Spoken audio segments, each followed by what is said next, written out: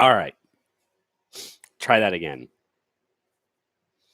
The do-over of all do-overs. The grand do-over.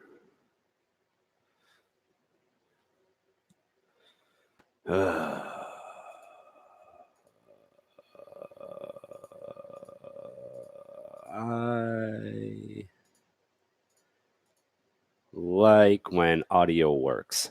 Audio should be better now. Should be. YouTube does awful things to me. Every time I do this, every time. I hate you, YouTube. I hate you, YouTube. You're the worst. The pits. Gigantic, awful.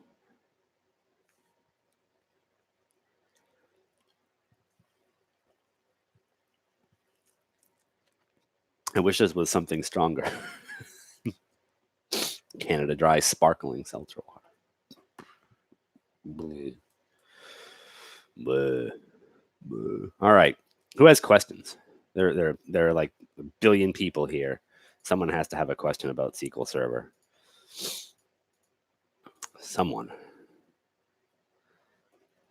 out there must have a question about SQL Server. Otherwise, why would you show up? What good reason is there to show up and watch me do nothing? Play with scissors. Me just start cutting my hair randomly. You don't want to do that. No one likes that. See the dancing. It's always moving.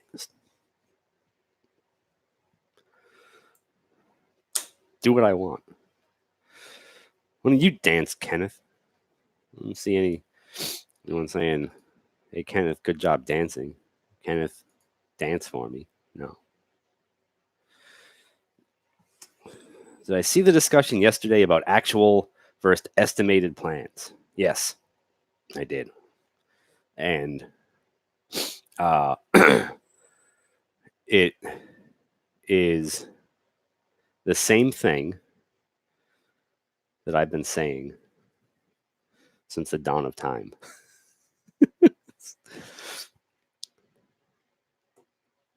That when you talk about an actual plan, it's just the plan that has the actual metrics in it. There's no, well, I won't say there's no functional difference. But that's where things get tricky. That's where things get a little bit awkward when you say that there's no difference, because when you get an estimated plan, there are things that don't happen that happen in the actual plan, or what we should start calling them are the pre-execution query plan and the post-execution show plan. There are all sorts of post-optimization rewrites that may end up in the query plan. All sorts of things that happen post-optimization. If you look in extended events, if you ever look in extended events, when you look under, oh gosh, what's it called? So actually, this brings up an interesting thing. So I'm going to get to everyone's questions, but I want to share this because it's funny. If you use SSMS 18 and you have it crash because you use extended events, or like you open up the extended events thing, if you do new session wizard instead of new session, it doesn't crash, which is amazing to me. Anyway, I'm going to just do a couple of things here because I want to talk about how many different events there are for show plan. There are 4. Actually, let me make sure that I have the debug thing opened up too.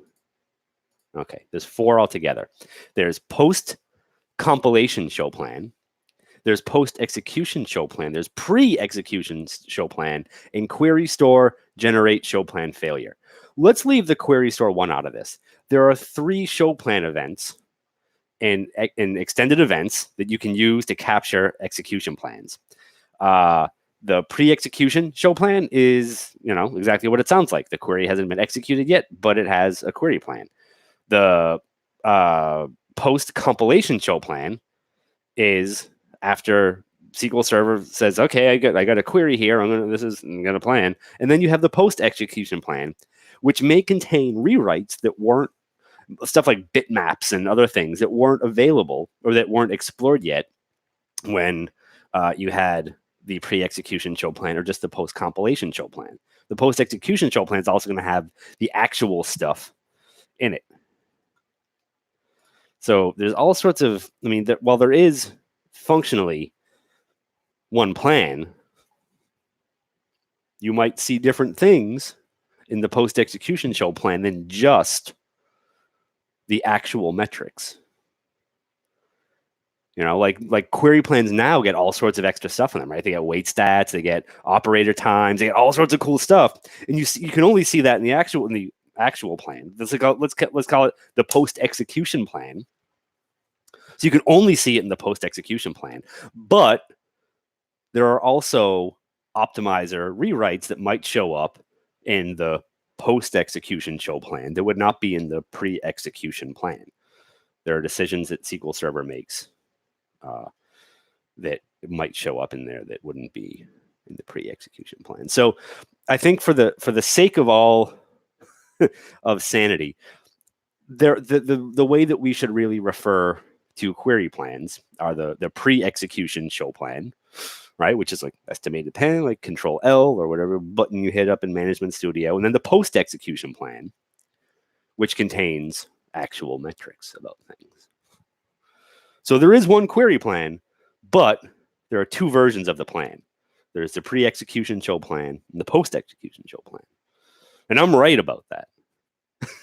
You can tell everyone on Twitter Eric Darling's right about that. Don't listen to anyone else. Anyway, we have other questions now. Now that I've been talking for, I don't know, how long has it been? 20, 30 minutes, half hour, 45 minutes. How long did I talk about? That was a long talk. That was a long, long talk. I should never talk about anything that long. Sammy says, how many indexes is too many? You tell me. How many indexes do you have? And are you having problems with those indexes? Too many. Okay, so let's see. What things did you look at when you want to find? Do I have too many indexes?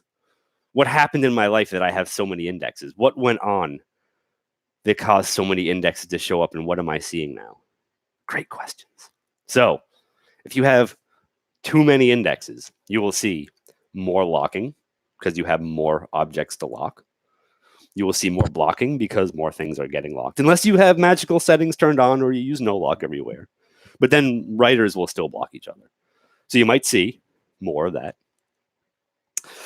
You might see worse use of memory. You might see, that metric that everyone poops their pants about.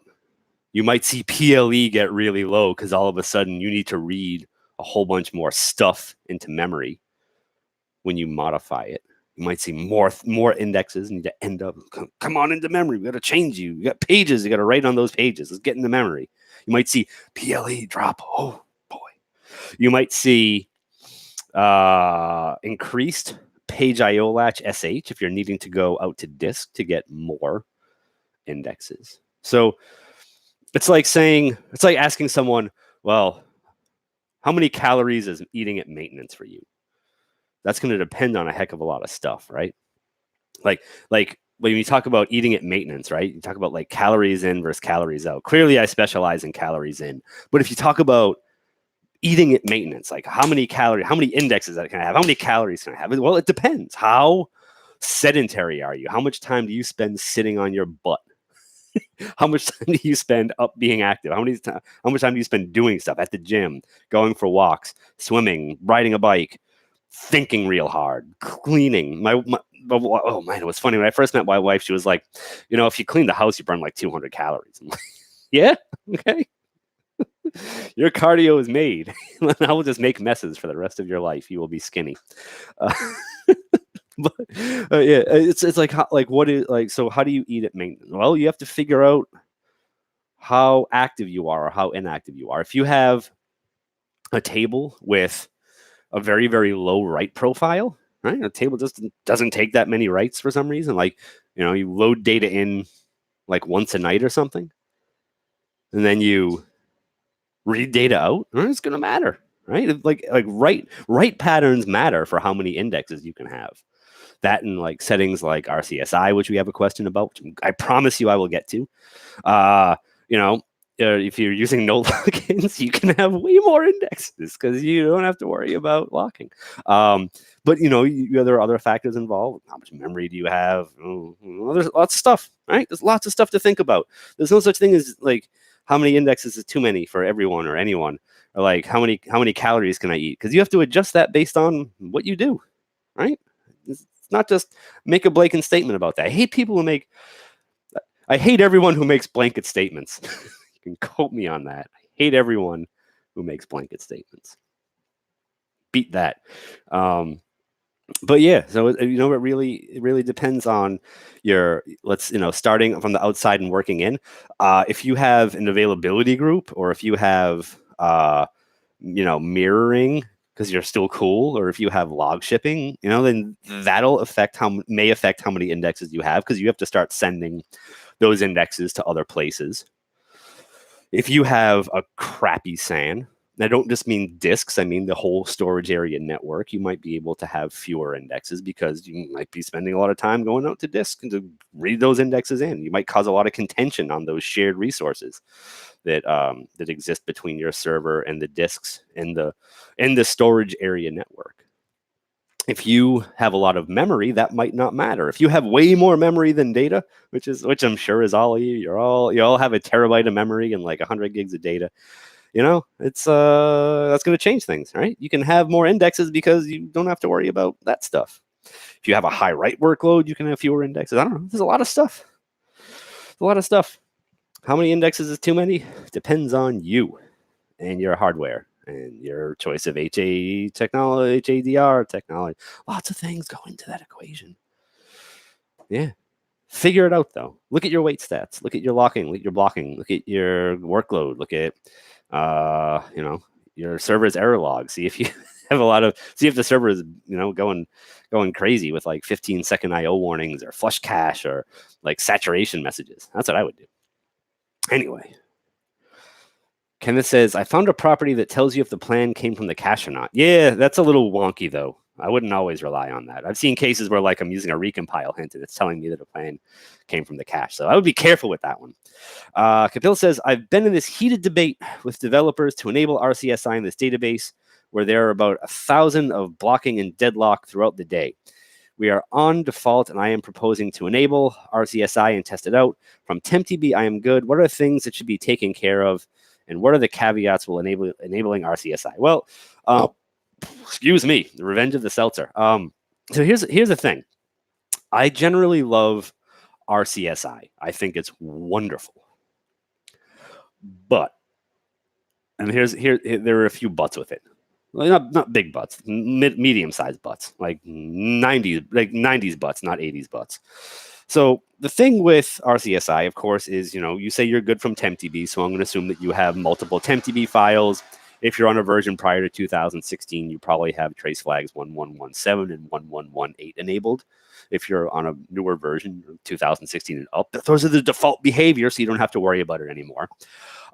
So what I would start being concerned about, if you have any queries that depend on locking and blocking for correctness, like if you do any queuing, like if you say, I need to, what's the classic analogy? I need to assign tickets to whoever doesn't have a ticket available. RCSI can mess with that because you might be reading version of rows where someone, already has a ticket, but that hasn't like fully gone through yet or something, and you might like double ticket someone.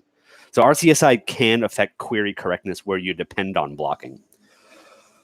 The other thing that you have to start worrying about is long-running transactions. So the version store cleans up in different ways depending on if you have RCSI or snapshot enabled. So long-running transactions affect how much version store you're taking out in different ways. But you need to start being more wary of long-running transactions. You also need to start being more concerned about, how many indexes you have. Because the more indexes you need to modify, the more stuff will end up in the version store. You also need to worry about the size of your transactions. Again, going back to what we were talking about for indexes, if you are loading or modifying lots and lots of rows, your version store is going to get lots and lots and lots of big. So you need to be a little bit careful there, and you need to start batching your modifications in smart ways. Like, say, only update 100,000 rows at a time, so you don't blow out your version store and therefore tempdb. So there's lots of stuff. But there, as far as like the initial set of things, I would, pay attention to queries that use queues, right? Let's say like I need to do things in a certain order and I need locking to do that. So the other thing is that RCSI isn't going to necessarily help with deadlocks, because deadlocks are primarily, I'm going to say primarily because it's not 100%. Again, I hate everyone who makes blanket statements, but deadlocks are primarily writer on writer contention, and RCSI is not going to help that. It will significantly help readers and writers get along better. Snapshot isolation you can use to help writers not conflict, but that gets tough. That gets difficult, because then you have to start handling exceptions where a transaction tries to run and update a row that's not there anymore. So bye. So you need to start handling that. Let's see. Let's scan down the list here. Lee says, back in the day when you were learning to tune queries, did you ever hit major roadblocks in terms of progress? I'm interested to know what, if so. Yeah, of course. Yeah. There's always going to be something, right? Whether it's like, you are in a position where, you really want to change an index, but you can't change the index. You really want to add an index, you can't add an index. You really want to do something, and you, for some reason, can't do it, right? Like, I hit that all the time when I work with people who are like, we have entity framework. And I'm like, great. And so development time must be really fast. Great. Because you can't really do a lot with those queries. Entity framework hauls off and writes whatever query it wants for you. So, it's nice that now you can inject query hints, which is wonderful. But, with EF, it's a lot of trying to force plans, either plan guides or query store. If someone has that turned on, that's always a tough one. And then stuff where, you see a bunch of anti-patterns, right? And you're like, well, these are I'm going to step through my playbook of stuff I know can help queries. The first thing I'm going to do is I'm going to ditch these anti-patterns, and I'm going to make things better by reversing those. And then, holy crap, you make things worse. There have been times I'm tuning a query, I'm like, local variables, scalar functions. No, you're doing all this stuff wrong. This is all messed up. And I'll start plucking these things out one by one. I'm like, why is the query taking longer? Why is this so much slower? What was happening before? How did I make things worse by taking out the things that everyone says are bad? And it's because, again, people make these blanket statements and they're often bizarre. So, and it's always frustrating too when, you invest a lot of time learning about something and learning the best ways to go about trying to tune things, and you start making these changes that, have helped lots of queries in the past that you've used, and the steadfast, loyal query tuning tricks that worked and done stuff. And then you start to this does nothing is helping. Nothing is changing this query. And that's when you do have to, you do have to re-examine your playbook at that point and say, okay, what am I doing wrong? What can I do differently here? And that's also when the investigation kind of has to go beyond, okay, I'm changing things about the query and I'm changing things about the indexes, but I am not getting the expected results. And that's when you kind of have to go a level deeper, and you have to start figuring out, okay, well, I've got these changes that I'm making that should be making things better. What's wrong now? And you kind of have to start okay, well, if I'm running this query, what else is going on the server? What is the server? What feedback is the server giving me about what's happening here? Am I changing things, but am I using more CPU or less CPU, or doing more writes or more reads or less reads? Am I being blocked? Is there just some fundamental issue with the server where it's like just like a thing that I'm never going to be able to vault over, right? Like, I think I blogged recently about when I was working with a client, and like I'm up early. I'm always up early. I essentially never sleep. I'm like 4 hours a night, something like that. But I'm up early. I'm like I like to get in and do stuff. I like to go to the gym later. I like to do all my work early so I can get out. And like I'm tuning this query, and like I'm making okay progress. But like at like 6 a.m, I'm like, I'm like got this thing down from like, I don't know, 10 seconds to 2 seconds or something. And then like as the morning wore on, I was like, I want to show this to people. And I'm like 7 o'clock, it took 7 seconds again. And then like 8, 9 o'clock, it was like 20 seconds. And then like 10 or 11 o'clock, it was like 30 seconds. I was like, how did this get slower? And like I wasn't being blocked by anything because I was in my own separate database. But this server was just so hammered with other queries. I was hitting like thread pool weights. I was hitting like restore semaphore weights. I was getting knocked around by other There was just like things about the server that meant this query was never going to be reliably fast. I could get it to be faster in a vacuum, like when there was nothing else on the server. And maybe if every other query running on the server got tuned, this thing would be reliably fast. Or like if every other instance of this query were tuned the way I had it tuned, like they would all like take up fewer resources, so I wouldn't be as blocked out as I was. But at the end of the day, it was like baffling. And, sometimes you hit roadblocks that aren't your fault. So there's lots of stuff in there. So yeah, I don't know. There's that. Let's see. Sammy says, great analog. Thank you. I try my best to be an 8-track man. Let's see. Lee says, personally, I would watch out for the version store size when having RCSI turned on. Yes, good job, Lee. I think that's a new picture. I like it. Nice sky behind you. Sam says, if they're literally duplicate indexes, is there any overhead dropping a non-clustered if there's a primary key? I don't understand that question. If it's an exact so generally when you have a primary key, it's also the clustered index. And if you have a non-clustered index on top of just that primary key column, it can be helpful because then you can use that narrow index to look up the same values that you would in the primary key. And SQL Server, knowing that it is the primary key, knows that it's unique. So it can do all sorts of fun stuff there. Of course, there's going to be overhead, but most of the overhead I find in indexes is not with the insert pattern. Most rows get inserted like OLTP wise, like one row at a time, or maybe like 5 or 10 rows at a time if you're updating like an orders table with like the items in the order or something. But so like most insert patterns are like, customer comes in and does something, like you might like audit it, or they might new customer, right? You typically had one new customer. You have like 10 new customers that get loaded, or like 1 million new customers that get loaded in at once, unless you do something weird in the application. But anyway, sometimes having a narrower slightly duplicative index is a good thing, because if your primary key is a clustered index, you can get pretty bogged down if you're just constantly leaning on the clustered index for things. So well, it can be helpful, can totally be helpful.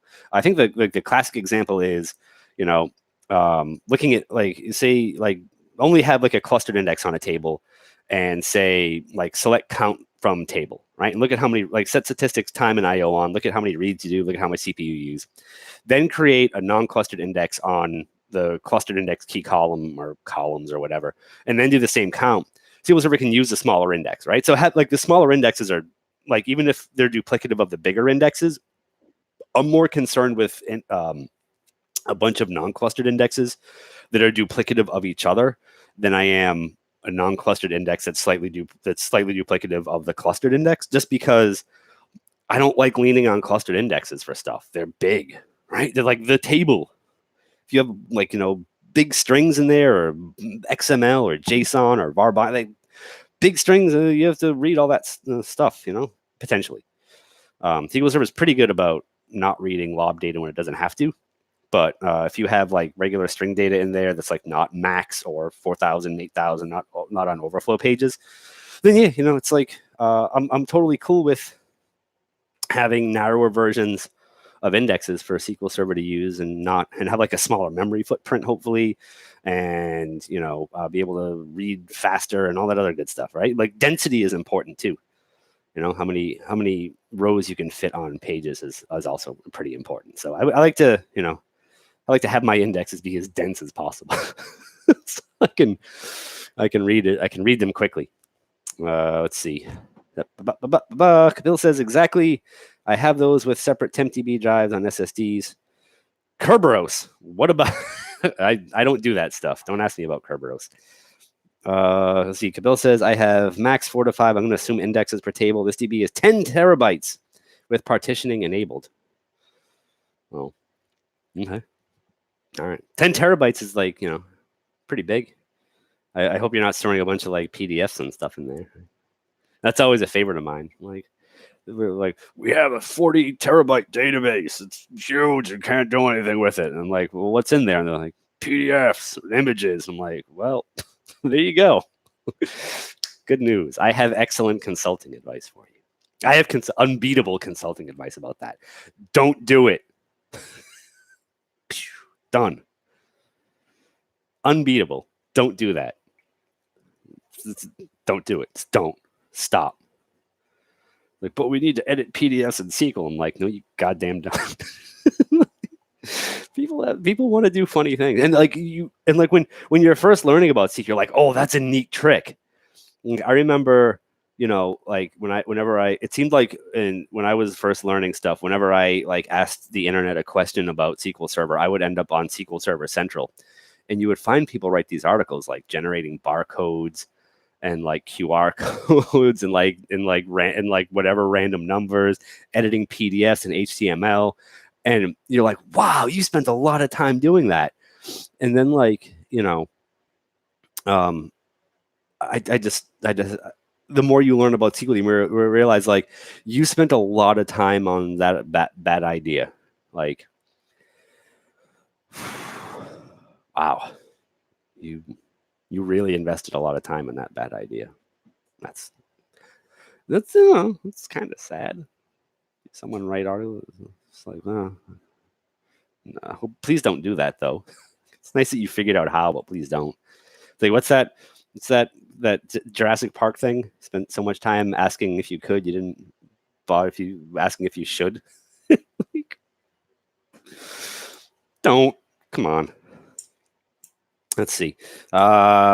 Lee says, I would agree. We still have deadlocks when we have RCSI in all our instances. Yeah, it's just one of those things you gotta. If you truly have a lot of indefeatable deadlocks, your absolute best bet in the world is retry logic. I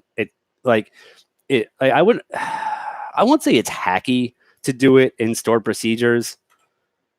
Like, it's not hacky. It's maybe not my favorite pattern. I would much rather do it in the application and just like retry something a few times, like wait like 100 milliseconds and retry, because then at least you can send something back to whoever is trying to do something.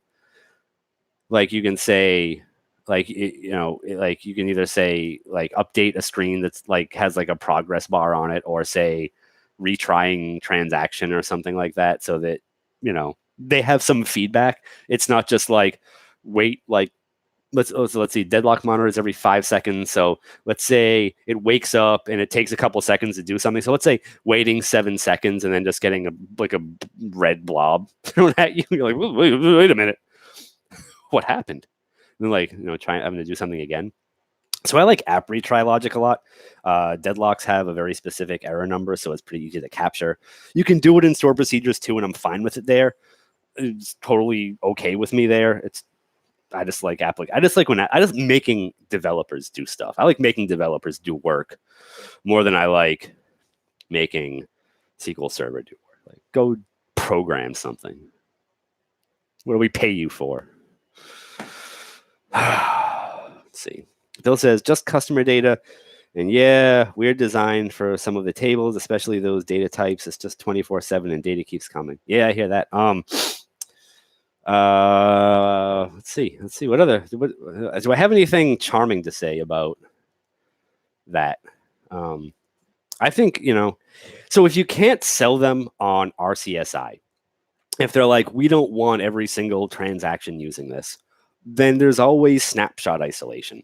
So you can sell them piecemeal on things, right? So the nice thing about snapshot isolation is that you get all the benefits of RCSI, but you have to ask for it, right? So you have to say, please, SQL Server, may I have the snapshot isolation? And SQL Server says, yeah, no problem, pal. I got you. So, if you have read queries that are long running, you can say, okay, we're going to turn on snapshot isolation. And we're just going to try it with these queries first. We're going to see how it goes, right? We're just going to try it, just toes in the water. We'll flick it a little bit, see what's going on in there, make sure there are no snakes or worms with teeth or evil fish or snapping turtles, amoeba, brain-eating amoeba. Make sure that we have nothing too crazy in there. And then if you can sell them on the like say you have reporting queries or just like queries that do a lot of reads or for some reason and those keep getting blocked, then snapshot isolation is a good way to introduce people to the wonders of optimistic isolation levels, because you can sell them on the big queries, and then you can say, okay, look, RCSI, I know it swings a big bat, right? That's just right over the head. But snapshot isolation, you can get in there and like really like a watchmaker, figure out which queries you want to apply it to and just use it for those. So maybe if you can't sell them on RCSI, you can sell them on snapshot isolation. You can save them on like the bit by bit thing. That would be my goal, I think. That's what I would go with. Lee says, worms with teeth is code for no lock, right? No lock just gets this bad rap. I can't figure it out. Just kidding. I would love to say no lock is just misunderstood, but man, I don't know. The worst part about like anything to do with no lock is there's no like just dead simple alternative to it, because SQL Server by default is pessimistic. If SQL Server were optimistic by default, which it should be, which it is in Azure SQL DB, and gosh darn it, you wouldn't have people making this mistake. And it sucks to have to like lecture grown ass people. You shouldn't use no lock. Here's why. You shouldn't do it. They're like, but it made my life better. They're like, yes, but you might have wrong data. And they're like, where? Like, I don't know. Like, how do you know? That's like, well, you could have incorrect data. You could have incorrect data. You could see incorrect data. It's not a good idea. No lock doesn't mean you're not taking any locks. No lock means you're not respecting other people's locks. And so,